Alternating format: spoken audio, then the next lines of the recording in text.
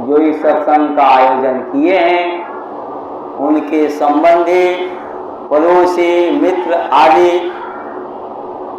जो भी इस सत्संग समारोह में भाग ले रहे हैं, उन सब लोगों का बड़ा ही ऊंचा भाग्य है कि हमारी आपकी जीवात्मा को ये अनमोल मानव तन मिल गया।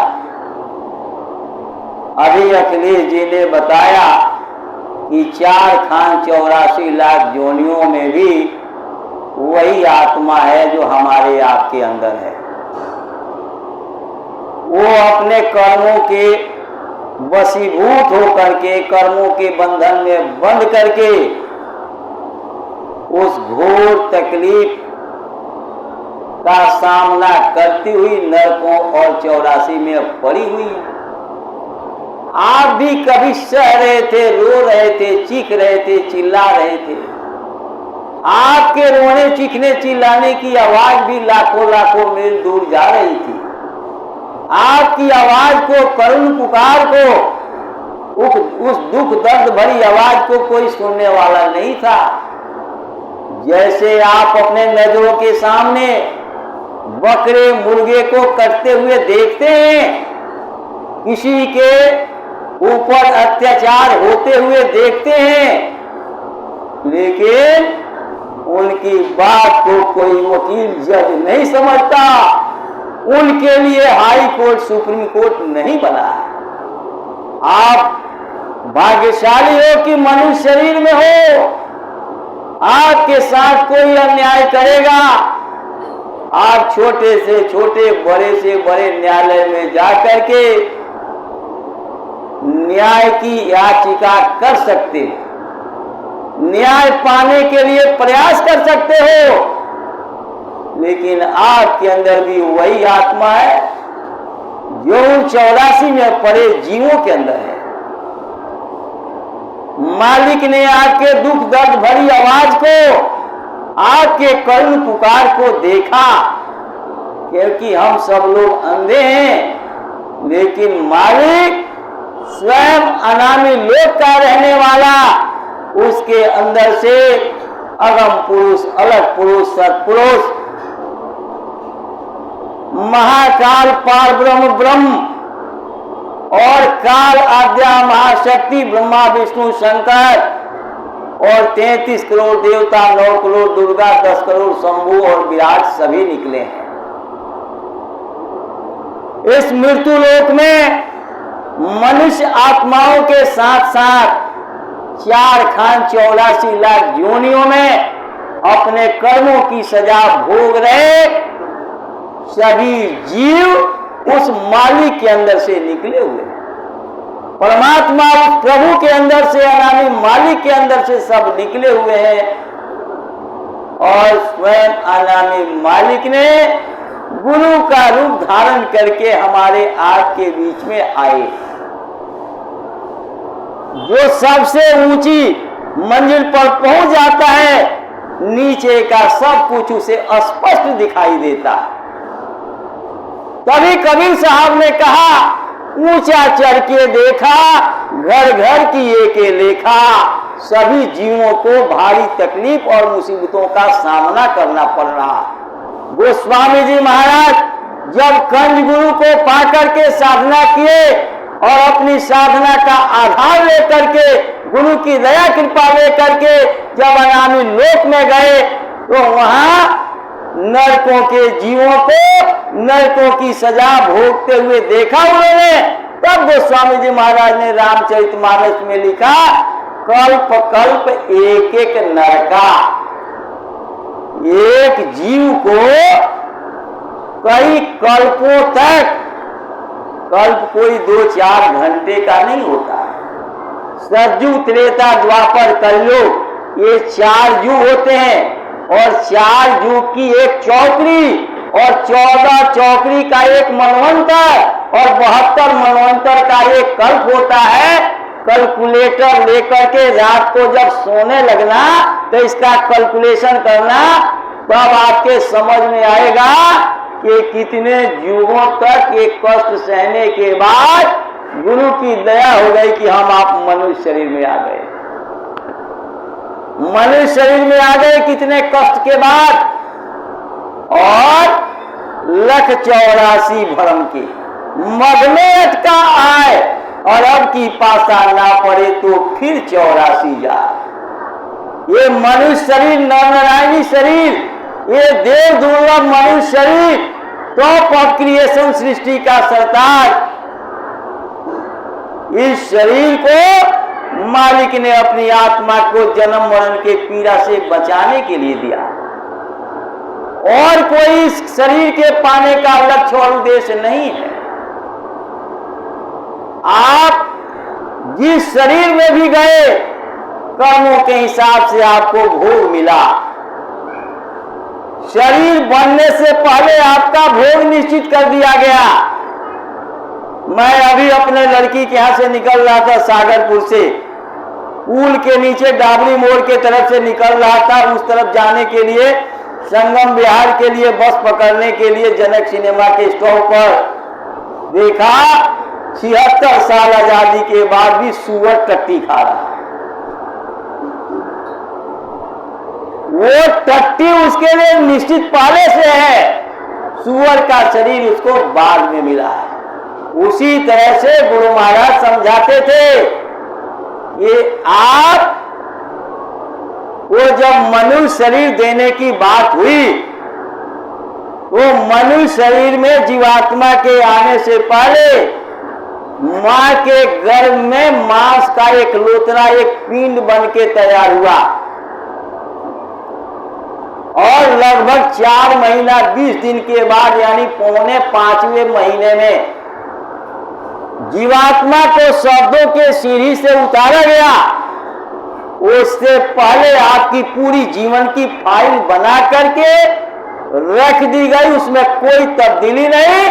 ये भारत और विदेशों का संविधान नहीं जो उसमें अमेंडमेंट और संशोधन हो जाए, उसमें कोई संशोधन नहीं हो सकता। ये भगवान का, उस प्रभु परमात्मा का बनाया हुआ अकल कानून है, उसमें कोई परिवर्तन नहीं होता।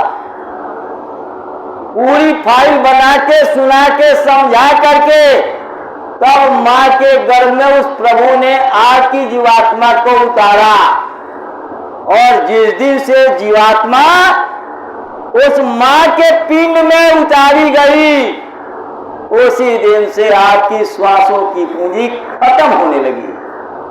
अब तक हम लोग यही समझते थे, हमारे कई सत्संगियों ने सुनाया, हमने भी सुना, कि जब बच्चा पैदा होता है इस धरती पर, पहली श्वास लेता है, उस दिन से श्वासों की पूंजी कम होने लगती है।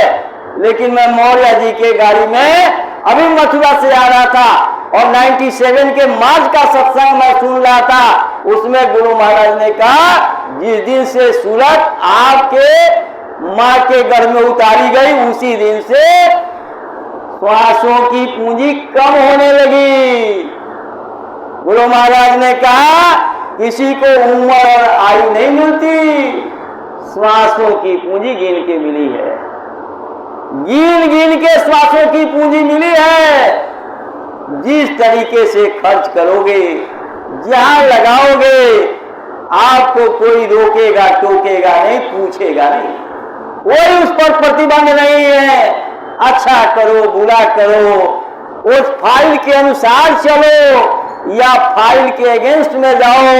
आप किसी का कत्ल कर लो, किसी की चोरी कर लो, कुछ मिलावट करके धन को जोड़ना शुरू कर दो, या किसी की सेवा करो, पानी पिलाओ, भूखे को भोजन दे दो, प्यासे को पानी पिलाओ, बीमार को दवा दे दो, और भटके हुए को रास्ता बता दो।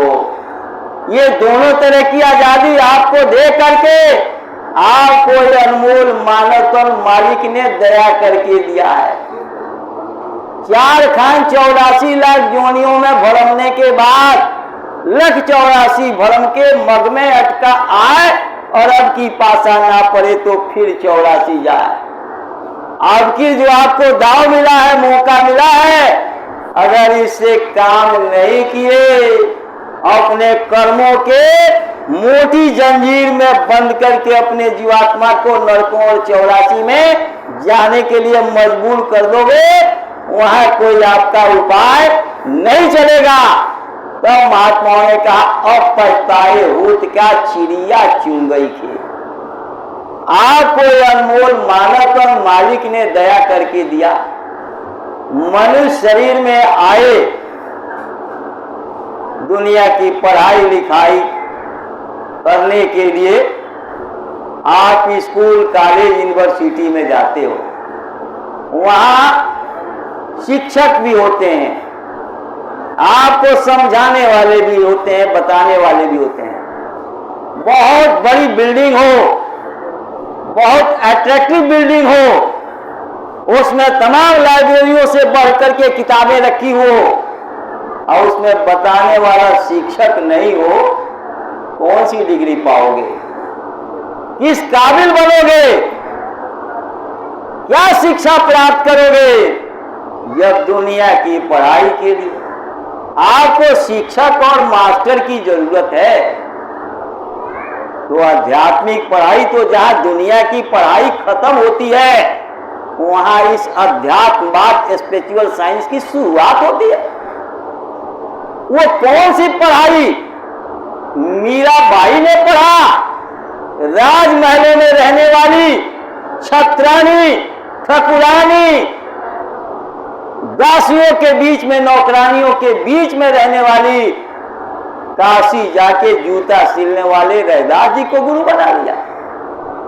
वो कौन सी पढ़ाई, वो कौन सा महात्माओं का संस्कार उनके अंदर पड़ा था कि सहजो बाई का गौना होने जा रहा, नौवाइन उनका श्रृंगार कर रही है और उसी गली से होकर के उनके गुरु चरणदास जी गुजर रहे हैं। उन्होंने देखा खिड़की से सहजो भाई को, कहा ये सूरत तो बहुत साफ सुथरी है, अगर इसको कोई गुरु मिल जाए, रास्ता बताने वाला मिल जाए और गुरु से इसका प्रेम हो जाए, दया कृपा हो जाए, ये बहुत जल्दी अपने आत्मा का काम कर लेगी। उन्होंने एक लाइन कहा, अरे सहजो, जाना है रहना नहीं, जाना विश्वे 20 और सहजो तनिक सुहाग पर क्यों गुथावे शीश।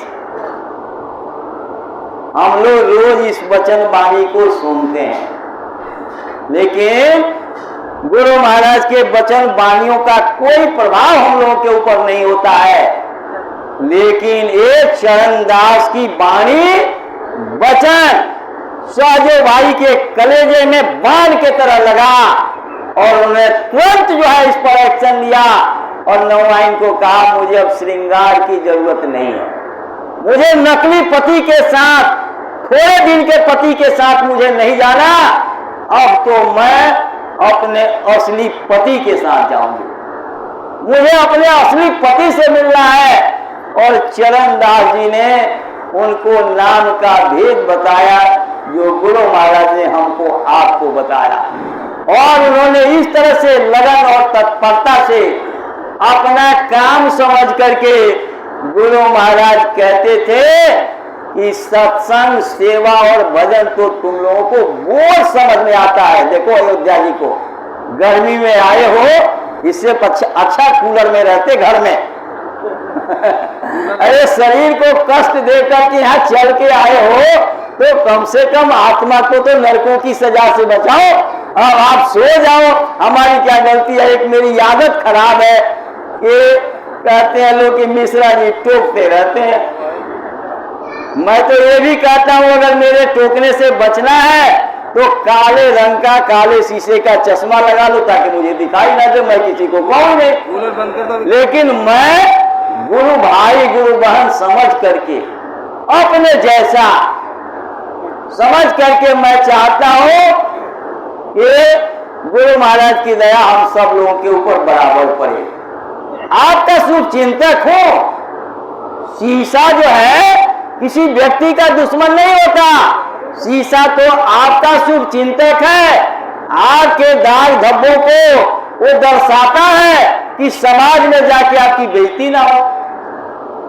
अरे इस हमारी बात को सुन करके आप सुधार कर लोगे तो उस नरक और 84 की यातना से बच जाओगे, आत्मा को कष्ट और कलेश से बचा लोगे। इसलिए आपको ये सब बातें समझाई जाती है। आप सब लोग इस चीज को समझो। ये अनमोल मानव तन मालिक ने दया करके आपको हमको दिया।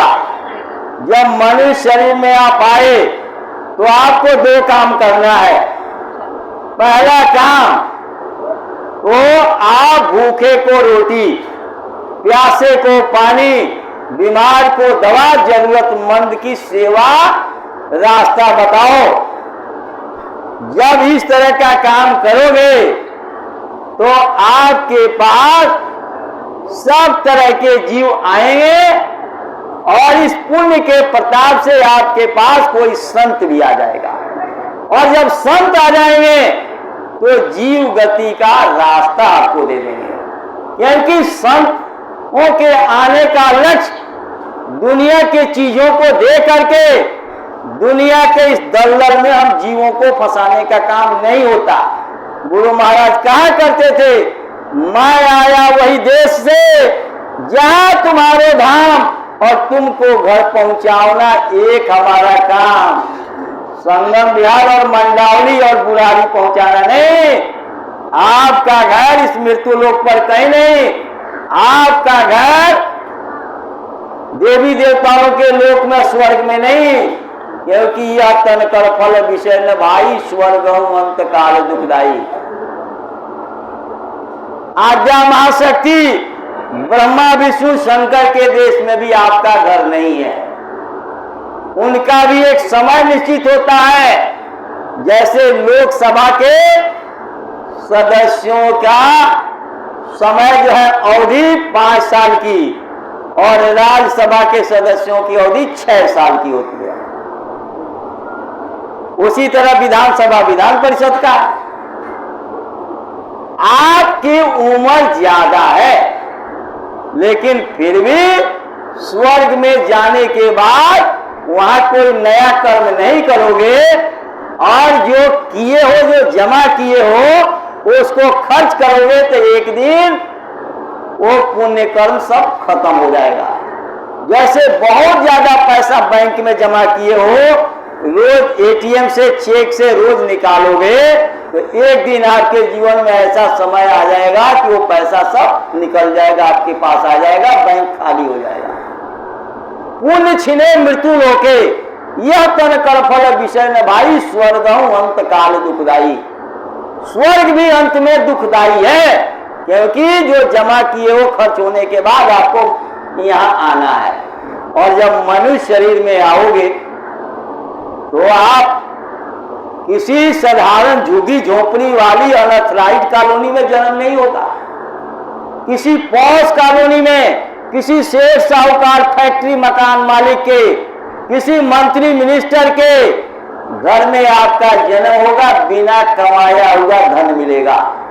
उस धन का दुरुपयोग करोगे, उस धन के दुरुपयोग में कर्मों की सजा के बंधन में बंध जाओगे और आपकी जीवात्मा को नरकों और 84 में जाना पड़ेगा। ये सोने की जंजीर और ये लोहे की जंजीर पर है, दोनों जंजीर। अब आपको वैकुंठ जहां से ब्रह्मा विष्णु शंकर आते हैं उनका भी समय निश्चित निर्धारित है। कितने बार शंकर बने और बदले, कितने बार ब्रह्मा बने, विष्णु बने, वो सब बदलते रहते हैं। अस्थायी रूप से कोई नहीं रहता। उसके ऊपर आद्या महाशक्ति जो ब्रह्मा विष्णु और शंकर की मां है, वैष्णव माता, ये उनकी मां है। और उन्होंने इन तीनों बेटों के लिए गुरुवाई का गुरु का काम किया। कहा कि तुम अपने पिता के दर्शन, त्रिलोकीनाथ काल प्रभु के दर्शन के लिए तुम लोग ध्यान में बैठो। और तीनों में से किसी को दर्शन नहीं हुआ। दोनों ने तो सत्य बता दिया। विष्णु और शंकर जी ने, ब्रह्मा जी ने कहा मुझे दर्शन हो गया। आप तो मुझे धोखा दे सकते हो, मैं आपको दे सकता हूं, लेकिन दुनिया का कोई जीव इनको धोखा नहीं दे सकता, क्योंकि इनकी दिव्य दृष्टि खुली हुई है। ये स्वयं अनामी मालिक है, सब के सब उसमें से निकले हुए हैं। आद्या महाशक्ति को मालूम था कि ब्रह्मा जी झूठ बोल रहे हैं, उन्होंने कहा जाओ, कलयुग में तुम्हारी कोई पूजा नहीं होगी, इसलिए ब्रह्मा जी की कोई पूजा नहीं होती। अब फिर कहा कि आप लोग अपने पिता की आवाज सुनो। अब आवाज सुनने के लिए इन दोनों कानों को, आंख को बंद करके और जीवात्मा के कान से सुनने का अभ्यास किया। जो आद्या महाशक्ति उनकी मां थी, उनके गुरु थी, और उन्होंने बताया, और अपनी आत्मा के कान से धीरे धीरे केवल ब्रह्मा जी को सुनाई दिया, विष्णु को और शंकर को सुनाई नहीं दिया। उन्होंने जो सुन रहे उसको लिखो, और उसको लिख करके 1,00,000 श्लोक लिख दिया गया, जो वेद बन गया। वेद बन गया मतलब भारत का जैसे संविधान, चोरी करने की ये सजा, कत्ल करने की ये सजा, मिलावट करने की ये सजा, कम तौलने की ये सजा, रिश्वत लेने की ये सजा, दान करने की ये फल, पुण्य करने का ये फल, पानी पिलाने का ये फल, खाना खिलाने का ये फल, सही रास्ता बताने का ये फल, ये सब उसी 80,000 कर्म कांड बन गया। उसी कर्म कांड में हम सब जीव फंस गए। अब 16,000 उपासना कांड और 4,000 ज्ञान कांड, और 80 और 4 का रेशियो जो है 20 चौका 80 होता है। 20 गुना नंबर तो वो भी बच्चा लाता है जो 28-30 नंबर लाता है। साल भर पढ़ाई तो स्कूल में जाके उसने भी किया, लेकिन अगले क्लास में एडमिशन नहीं पाएगा, पास नहीं हो पाया। उसी तरीके से इतना भारी दबाव कर्म कांड का होता है कि हम सब लोग कर्म कांड में फंस गए। अब ये कर्म कांड जो है ये कलयुग का नहीं है, ये सतयुग त्रेता द्वापर, ये सारे देवी देवता सतयुग के हैं, और ये सब कर्म कांड उस समय का है। इस समय तो महात्माओं ने साफ कह दिया,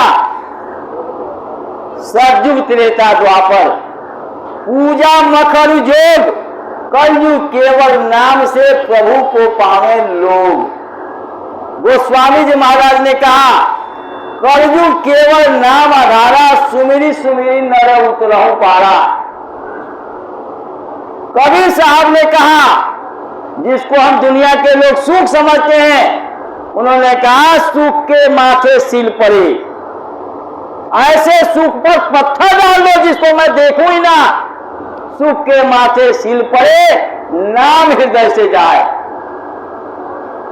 बलिहारी व दुखी पल पल नाम रटाए। मीराबाई ने कहा, पायो जी मैंने नाम रतन धन पायो, वस्तु अमोलक दिए मेरे सतगुरु, कृपा कर अपनायो, पायो जी मैंने नाम रतन धन पायो। आगरा वाले बाबूजी महाराज जो राधा स्वामी के दूसरे गुरु थे, उन्होंने क्या लिखा, यह सब भूले भटका खावे, कोई नहीं इनकी भूल मिटावे, स्वर्ग नरक के धक्के खावे, 84 में बहु भरमावे, कलयुग कर्म धर्म नहीं कोई, कोई आपका पूर्ण पाप काम नहीं करेगा, आपके आत्मा को इतना भी लाभ नहीं पहुंचाएगा। कलयुग कर्म धर्म नहीं कोई, नाम बिना उद्धार न होई, और नाम भेद है अति कर झीना, बिना सतगुरु काहू नहीं चीना। जपने में सब गए भुलाई, मुंह से नाम ले लेते हो और आप कहते हो इससे भगवान मिल जाएगा। जपने में सब गए भुलाई, नाम अगम कोई भेद न पाई, जो पूरे सतगुरु मिल जाते तो वे भेद नाम का गाते। नाम रहे चौथे पद माही, और हम लोग कहा ढूंढते हैं, ये ढूंढे त्रिलोकी माही। तीन लोक में बसता काल, जो देगा वो ले लेगा। इसको कहते हैं काल। बेटा दिया, बेटी दिया, पत्नी दिया, घर मकान, सोना चांदी, मान सम्मान, नौकरी, पद पदार्थ, ये भौतिक चीजों को दिया और समय सीमा समाप्त होते वापिस ले लिया। इसको कहते हैं काल। तीन लोक में बसता काल, चौथे में रहे नाम दयाल। सोई लाभ संतन से पावे, बिना संत नहीं नाम समाए। अब वो संतों की खोज करनी पड़ेगी। तो आपको एक तरीका बताया कि आप भूखे को भोजन, प्यासे को पानी, बीमार को दवा, जरूरतमंद की सेवा करो, भूले भटके को रास्ता बताओ। जब इसमें कोई कौआ, कोई गिलहरी, कोई चिड़िया आएगी, उसी चिड़िया में कोई हंस आ जाएगा, उसी हंस के साथ साथ कोई संत आ जाएगा जो आपके ऊपर दया करके आपके जीवात्मा को घर जाने के लिए रास्ता बता देगा। पुण्य पुंज बिना मिलहि न संता, और संत बिना नहीं पावे पंता। संतों के बिना रास्ता नहीं मिलेगा। संत दाढ़ी बाल वेशभूषा, बाहरी आडंबर और दिखावे का नाम नहीं। घर बार छोड़ने का, जंगल में जाने का नाम संत नहीं है। अभी महाराज जी एक किस्सा सुना रहे थे, दृष्टांत। ये एक व्यक्ति था, उसने सोचा भाई घर गृहस्थी में बड़ी आफत है, चलो जंगल में चलते हैं। जंगल में चले गए, घर बार का सब साजो सामान छोड़ के चले गए। एक लंगोटी पहने थे, एक लंगोटी लेके गए। नहा करके उन्होंने लंगोटी डाल दी और साधना में बैठ गए। चूहा आया और उस लंगोटी को काट दिया। जब चूहा ने लंगोटी को काट दिया, अब उनको इस बात की चिंता हो गई, अरे चूहे बहुत हो गए हैं और ये बहुत परेशान कर रहे हैं। तो उनके पास मिलने जुलने उनके अड़ोस पड़ोस के लोग आते थे। उन्होंने दर्शन के लिए उनके पास, उन्होंने कहा महाराज आपके लंगोटी के हिफाजत के लिए, इन चूहों को भगाने के लिए आप एक बिल्ली पाल लीजिए। उन्होंने एक बिल्ली पाल ली और बिल्ली पाल लिया तो उन्होंने पड़ोस से कहा भाई थोड़ा सा दूध इसके लिए दे देना। अब वो थोड़ा सा दूध ला करके लोग दें, बिल्ली उसको पी जाए और उसके बाद रात के 12 बजे जब महात्मा जी बैठे भजन में, तो बिल्ली म्याऊ म्याऊ म्याऊ करे, क्योंकि उसको भूख लग जाए। उस दूध से उसका पेट भरता नहीं था। अब वो आपस में आए हुए लोगों से चर्चा करने लगे, भाई हमने चूहों को भगाने के लिए बिल्ली पाला और बिल्ली भूखी रहती है रात को, तो म्याऊ म्याऊ करती है, तो मैं भजन कर नहीं पाता। बोले महाराज कोई चिंता की बात नहीं, आप एक गाय पाल लीजिए। उन्होंने एक गाय पाल लिया और उसके दूध से जो है बिल्ली का पेट भरने लगा और बिल्ली चुप रहने लगी। लोगों ने कहा महाराज आज दिन भर तो गाय की सेवा में लगे रहते हैं, कभी गोबर उठाना, कभी नहलाना, कभी दूध निकालना, कभी उसको खिलाना, कभी घुमाना, कभी जंगल में लेके बांधना। आपके पास भजन का टाइम नहीं मिलता। आप ऐसा करिए, आपके पास औरतें भी आती हैं, लोग कहते हैं बताओ ये महात्मा है, इनकी यहाँ तो औरत आती है। ऐसा करिए, इस दोष से भी छूट जाएंगे और गाय की सेवा भी हो जाएगी। आप अपनी शादी कर लीजिए। मन छोटा मोटा धोखेबाज नहीं है। जन्म जन्मांतर से जुगों जुगों से हम लोग को भटकाया, आज भी भटक रहे हैं हम, लेकिन फौरन उस मन पर भरोसा हमारी आत्मा कर लेती है। अब उन्होंने शादी कर ली। लोग कहने लगे महाराज जिस आफत को छोड़ करके गांव से घर से जंगल में आए, वो आफत तो आपने फिर गले में पहन लिया। वही बात को समझो आप लोग। कहने का मतलब यह है कि शहद की मक्खी किनारे पर आई, बैठी और शहद खाके उड़ गई। और जो आप सोचोगे कि पता नहीं दोबारा मिले कि ना, उसी कराह में कूद गए, पंख में लिपट गया शहद, जान भी गई और शहद का स्वाद भी नहीं मिला। इसलिए इस संसार में रहते हुए संसार से उदासीन रहो। अब पहला तरीका तो आप ये अपनाओ कि आप सबकी सेवा करो। गुरु महाराज ने तो यहां तक भी कहा कि आपके दरवाजे से कोई भूखा प्यासा चला जाता है तो आप समझो कि आपका घर श्मशान घाट हो गया, क्योंकि परमात्मा की अंश आत्मा इस शरीर में रहती है। परमात्मा अपनी कारीगरी से अपने रहने के लिए इस शरीर को बनाया है, और आपने किसी व्यक्ति को नहीं, आपने भगवान को अपने दरवाजे से भूखा वापस कर दिया। तो आप भूखे को भोजन, प्यासे को पानी दोगे, उसी में कोई संत आ जाएंगे। दूसरा तरीका महात्माओं ने बताया, हे प्रभु, हे मालिक, तूने खाने को रोटी दिया, पीने को पानी दिया, सेवा के लिए बाल बच्चे परिवार दिया, सर्दी गर्मी बरसात से बचाने के लिए घर मकान झोपड़ी दिया, बीमार होने पर इलाज के लिए डॉक्टर वैद्य हकीम दिए, कहीं आने जाने के लिए साधन सवारी दिया, दुनिया का हर चीज दिया तूने। तेरा लाख लाख शुक्रगुजार है।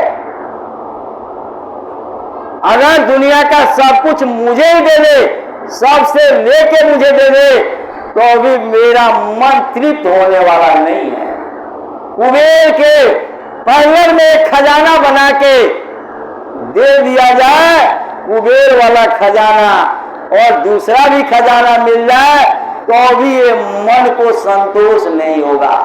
हे प्रभु, हे मालिक, अगर तुझे कुछ देना है तो मेरी आत्मा पर दया कर दे, मेरी आत्मा को जन्म मरण की पीड़ा से, नरकों 84 की यात्रा से बचा ले, मेरी आत्मा को आत्मा के घर पहुंचा दे, जिसके लिए मैं मनुष्य शरीर पाया हूं। ऐसे मुझे गुरु से मिला दे, जो शब्द मार्गी हो, शब्द भेदी हो, जो रोज तुझसे मिलता हो, ऐसे किसी महात्मा से मिला दे। मेरी आत्मा का काम हो जाए, मेरी जीवात्मा जन्म मरण के पीड़ा से छूट जाए। इस तरह का जब लक्ष्य बनाएंगे तो आपको उस प्रभु से मिले हुए महात्मा मिल जाएंगे। महात्मा कसाई नहीं होते, दीन बंधु होते हैं, दयालु होते हैं, और आपके इस तरह के भाव देख करके, इस तरह के करुण पुकार को सुन करके महात्मा एक पल भी देर नहीं लगाएंगे। सैनी गई थी गोस्वामी जी महाराज के पास, जिन्होंने रामचरितमानस लिखा।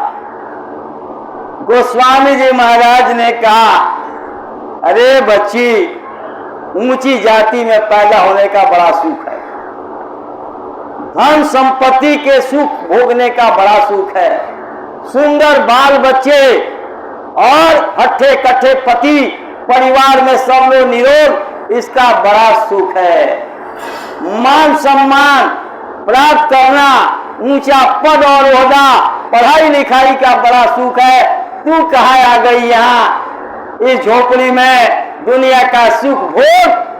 तो सैनी ने क्या कहा, कालू की पत्नी ने, हुजूर, इस सब सुख के पीछे दुख छुपा हुआ है। जैसे इस दीवार के पीछे क्या छुपा हुआ है हम लोगों को पता नहीं है, इसीलिए तो हम लोग भाग रहे हैं। शायद बेटा में सुख मिल जाए, बेटी में सुख मिल जाए, दामाद में सुख मिल जाए, पोता पोती नाती में सुख मिल जाए। बहुत से लोग अपने बच्चों की तो सेवा किए ही, अपने बेटी के बच्चे, अपने बेटा के बच्चे, भाई घर में करो सेवा, कोई मनाही नहीं है, लेकिन जब सत्संग में जाते हो तो अभी कलेजे में बंदरिया जैसे अपने मरे हुए बच्चे को चिपका के रखती है, वैसे चिपका के रखते हो। अब आप बताओ कि मैं ये बोल रहा हूं, जब तक मैं हटूंगा नहीं, ये दिनेश बोल सकते हैं क्या? जब तक ये छोटी चीज को छोड़ोगे नहीं तो बड़ी चीज कैसे मिलेगी, कैसे पाओगे। गुरु महाराज बता रहे थे, एक महात्मा जा रहे थे, जिसके राज्य में वो महात्मा जा रहे थे उस राज्य का राजा आया। पहले तो वो अपना भेष बदल करके और लोगों के पास जा जा करके देखा कि हमारे राज्य में कोई भूखा नंगा तो नहीं है। देख रहा कि सब लोग खुशहाली से जी रहे हैं, सब अमन चैन के साथ जी रहे हैं, कोई किसी को दिक्कत नहीं है, सब लोगों को खाना पीना कपड़े लत्ते रहने की सब व्यवस्था परिपूर्ण है, कोई कमी नहीं है। महात्मा जी केवल लंगोटी लगा के जा रहे। उधर से राजा जो है घोड़े पर सवार होके पगड़ी बांध करके और तलवार लटका करके राजसी पोशाक में राजा जा रहे हैं। बोले आप कौन हैं? बोले महात्मा। तो आप नंगे क्यों चल रहे हैं? महात्मा जी ने कहा इसका जवाब तो मैं बाद में दूंगा, पहले मैं आपसे एक सवाल करूंगा। बोले आप जो है घोड़े पर सवार होके राशि पोशाक से सुसज्जित होकर के तलवार लटका करके पगड़ी बांध करके क्यों चल रहे हैं? उन्होंने कहा ये राजा की पहचान है। बोले अब मैं आपको जवाब दूंगा, लंगोटी लगा के रहना महात्मा की पहचान, लंगोटी लगा के रहना ये महात्मा की पहचान है। बोले आप किसी को कुछ देते भी है? उन्होंने कहा इस पूरा कचरा को छोड़ोगे तब तो मैं कुछ दूंगा। बोले महाराज मैं सब कुछ छोड़ दिया, भूल गए सबको, बाल बच्चे घर परिवार राजपाट सब भूल गया, नौकर चाकर दास सबको भूल गया। बोले तो ठीक है, आप चलिए मेरे साथ। आगे आगे महात्मा जी और पीछे पीछे राजा। तमाम जो है पहाड़ियों से, जंगलों से, गुफाओं से होते हुए एक बहुत बड़े मैदान में महात्मा जी लेके गए राजा को। वहां एक बड़ा सुंदर महल था, उस महल के अंदर लेके गए तो ऐसे ऐसे रत्न वहां जो इस दुनिया में इस जमीन पर कहीं था ही नहीं, राजा ने सपने में भी नहीं देखा था। जब राजा देख करके आश्चर्यचकित होने लगे तब तक महात्मा जी गायब हो गए। अब महात्मा जी गायब हो गए, अब वो राजा कहने लगे देखो मन कैसे धोखा देता है, सब कुछ को त्याग करके जब वहां पहुंचे तो भी मन उनके साथ है। मन कब तक साथ रहेगा? जब तक त्रिकुटी के परे नहीं जाओगे, दूसरे स्थान से जब ऊपर जाओगे तब मन साथ छोड़ेगा। काल कर्म जो है जब उसके ऊपर जाओगे तब मन साथ छोड़ेगा। जब बड़े बड़े ऋषि मुनि महर्षियों को मन भटका दिया, मन धोखा दे दिया तो हमारी आपकी क्या औकात है?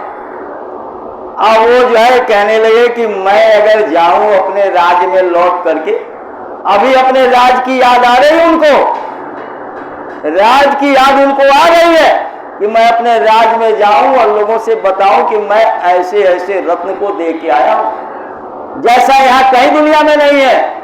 तो किसी को यकीन भरोसा नहीं होगा। ऐसा करते हैं इसमें से कुछ लेके चलते हैं। उन्होंने पगड़ी खोली और पगड़ी में बांध दिया। देखो मन फिर धोखा दे रहा। मैंने कह रहा कौन से तुझे पैसे कीमत चुकानी है और बांध ले, ये कम है। उन्होंने अपना कुर्ता निकाला, कुर्ते में भर लिया, फिर भी संतोष नहीं। फिर सोचा ये तो अभी भी कम है। उन्होंने धोती को खोला और धोती में बांध दिया। तीनों को लेके जब खड़े होने लगे तो खड़ा नहीं हुआ, जब जमीन में धंसने लगे, जमीन में धंसने लगे। उनको लगा कि ये तो हम लेके जा ही नहीं पाएंगे।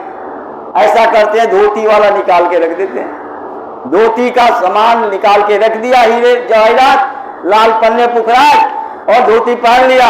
फिर उठ के खड़े हो रहे हैं, फिर भी नहीं उठा जा रहा। उन्होंने कुर्ता वाला भी निकाल के रख दिया, और यह पगड़ी वाला पगड़ी वाले से भी नहीं खड़ा हुआ जा रहा। तब तक महात्मा जी आए और एक थप्पड़ मारा, कहा बेवकूफ तूने तो कहा कि सब कुछ को त्याग दिया। इसको त्यागना नहीं कहते हैं, मन जब तक शांत रहेगा तब तक आप त्यागे नहीं हो। यहाँ आके 2 घंटे के लिए घर जरूर त्याग दिए हो, लेकिन यहाँ बैठ करके भी मन कह रहा है जल्दी चलो, गर्मी बहुत है और ये काम का नुकसान हो रहा, उसका नुकसान हो रहा, दुकान पर कोई ग्राहक आएगा, कोई मरीज आएगा, कोई रिश्तेदार छुट्टी का दिन है मिलने आएगा, अभी कपड़े धोने हैं, अभी ये काम करना है, वो करना है, रिश्तेदार क्या चल रहा है। दुनिया भर में मन आपको भटका रहा। ये बलक बुखारे ने मन गुरु को दे दिया और गुरु ने दया करके उनके मन को त्रिकुटी में बैठा दिया, उसके आगे उनके सूरत को लेके गए और 12 साल तक बलक बुखारे नीच से नीच सेवा किया कबीर साहब के आश्रम पर। बलक बुखारे और के बादशाह चक्रवर्ती राजा राजपाट को त्याग करके वहां पहुंचे और सब तरह की सेवा कर रहे हैं। कबीर साहब की पत्नी ने कहा इतने दिन से आए, इनको कुछ दे दीजिए। बोले कि भाई ये अभी लेने लायक नहीं हुआ है। बोले आप देखे तो देखिए।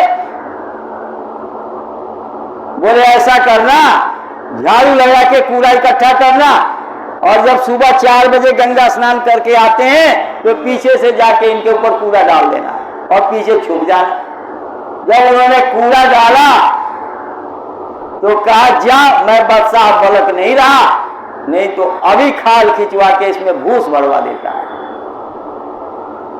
जब लोई ने जाके कबीर साहब से बताया तो कबीर साहब ने कहा कि तू कहती थी ना कि इनको दे दीजिए, तू कहती थी इनको दे दीजिए, इनको दे देता तो रख पाते। फिर बहुत दिन तक सेवा करते रहे, तब कबीर साहब ने कहा अब लेने के लायक हो गए। बोले कैसे? बोले आप जो है टट्टी उठा करके किसी बर्तन में इनके सिर के ऊपर डाल देना, जब गंगा नहा के आएंगे। जब गंगा स्नान करके आए तो टट्टी डाल दिया तो वही बलक बुखारे हाथ जोड़ के सिर नीचे करके कह रहे हैं गुरु महाराज और कितने गुनाह मेरे कर्म रह गए हैं, जल्दी से जल्दी दया करके माफ कर दीजिए। तब तो कबीर साहब ने रास्ता दिया, मन को निकाल के बाहर कर दिया कबीर साहब ने। और जब साधना करके उस मालिक को पा गए तो कबीर साहब ने आदेश किया जाओ इस वस्तु को लोगों में बांट देना। तो जब अरब के सरहद पर पहुंचे तो वहां उनके मंत्री फौज को लेकर के आ गए उनके स्वागत के लिए, अपने देश वतन ले जाने के लिए। उन्होंने कहा मैं बादशाह नहीं हूं, मैं तो सेवादार हूं, खिदमतगार हूं, मुझे राज नहीं करना। अब तो मैंने किसी और को राजा बना लिया, अब मैं राजा नहीं हूं। बोले नहीं नहीं, प्रजा जो है आपका बाट देख रही है, आप चलिए। उनके हाथ में एक सुई थी, समुद्र में फेंक दिया और समुद्र में फेंकते ही उन्होंने कहा इस सुई को लाके दे दो, मंत्री तुम्हारी बात मान लूंगा। उन्होंने कहा ये सुई तो निकल के नहीं आ सकती, आपके राज में सुइयों की कमी नहीं, आप चलिए बहुत सारी सुइयां मिल जाएगी। उन्होंने कहा नहीं मुझे तो वही सुई चाहिए।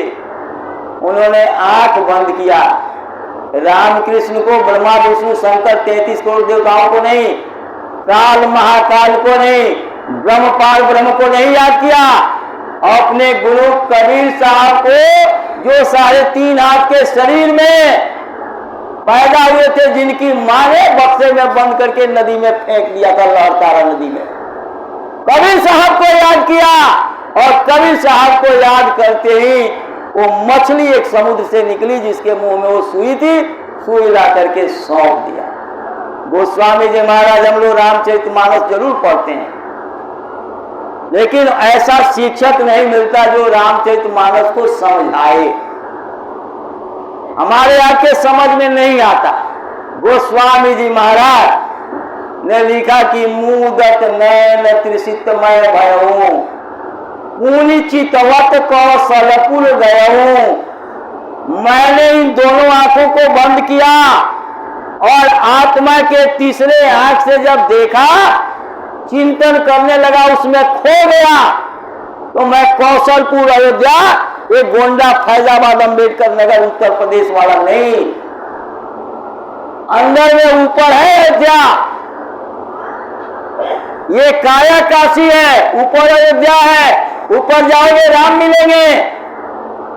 राम मिले थे हनुमान को, हनुमान का मंदिर बन गया। हम मंदिर में जाके हनुमान की मूर्ति और राम की मूर्ति का दर्शन करते हैं, लेकिन हमारे किसी पूर्वज का इतिहास नहीं बना, किसी के नाम पर मंदिर नहीं बना, हमने राम कृष्ण का दर्शन नहीं किया। इसलिए सही सच्ची चीज को मुदत नयन त्रिशितमय भऊ पुनि चितवत कौशलपुर गयो मोहि बिलो की राम मुस्काए। राम से मिले 1,00,000 बरस राम को, और गोस्वामी जी महाराज को 500 बरस हुआ, लेकिन गोस्वामी जी महाराज ने आत्मा की आंख से राम का दर्शन किया। मोहि बिलो की राम मुस्काए। फिर कहते उधर माही पुनि अंडज राया, मैं उस पार गया तो अनेकों तरह की रचनाएं हैं, वो सब मैंने देखा, देख बहुत ब्रह्मांड निकाया। रचना अमित एक से एका, एक से बढ़ के एक रचना है, उन्होंने सब गोस्वामी जी महाराज ने देखा। और जब उनको वो दौलत मिली, तब जो है कालू करिया जैनी सैनी मियाँ तकी मजिस्ट्रेट जो ICS की डिग्री लेकर के इंग्लैंड से आए थे, कबीर साहब गोस्वामी जी महाराज के चरणों में रोने लगे। उन्होंने गोस्वामी जी महाराज ने यही समझाया कि तुम खुदा खुदा करते हो, मुसलमान मुसलमान की बात करते हो। उन्होंने कहा सोई मुसलमान है भाई, रब नाम हरदम लौलाई, रोजा कर कर खून निहारा, ये गुनाह कौन बख्शन हारा। अरे जिसने खुदा को ताज दिया वो खुदा कौन है। अब आप किताबों से आप समझना चाहते हो तो अब अपने बच्चे को कोटा और यहाँ आकाश और एलन और बंसल के इंस्टीट्यूट में क्यों भेजते हो पढ़ने के लिए शिक्षक के पास। इसलिए आपको ऐसे मास्टर की, शिक्षक की जरूरत है। आपको अनमोल मानव तन मिला है, आपको गुरु की खोज करनी है।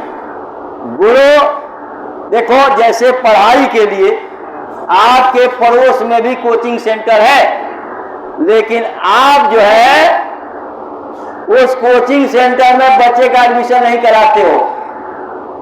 दूर जो है आप जनकपुरी भेजोगे, आप विवेक विहार भेजोगे, आप जमुना विहार भेजोगे, एलन और बंसल के इंस्टीट्यूट में कोटा राजस्थान भेजोगे, मुखर्जी नगर और राजेंद्र नगर IAS की तैयारी के लिए बच्चे को भेजते हो।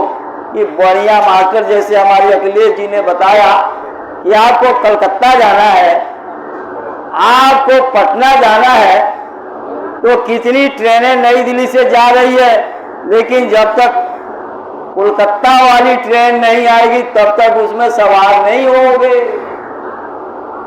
पटना जाना है तो पटना वाली ट्रेन का इंतजार करोगे, बंबई जाना है बंबई वाले फ्लाइट का इंतजार करोगे, बंगलुरु जाना है बंगलुरु वाले हवाई जहाज का इंतजार करोगे। टाइम देखते रहोगे, अब इतने मिनट रह गया, अब आने वाली है ट्रेन। जांच हो गई, पड़ताल हो गई, आप कुर्सी पर बैठे हुए हो और इंतजार करते रहते हो, ज्यादा देर होने पर पूछ भी लेते हो फ्लाइट कैंसिल तो नहीं हो गई, आप पूछते रहते हो।